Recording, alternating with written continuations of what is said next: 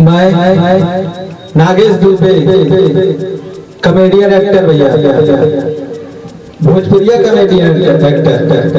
और मैं जो भी हूँ, मेरे भाई प्रिय राजेंद्र जायसवाल, इनके कृपा से ही इन्हीं के छत्र छाया में हूँ। और जहाँ भी अभी शुरू से यहीं आ रहा हूँ। अब इन्हीं के बीडी प्रोडक्शन राजेंद्र जायसवाल, इन्हीं के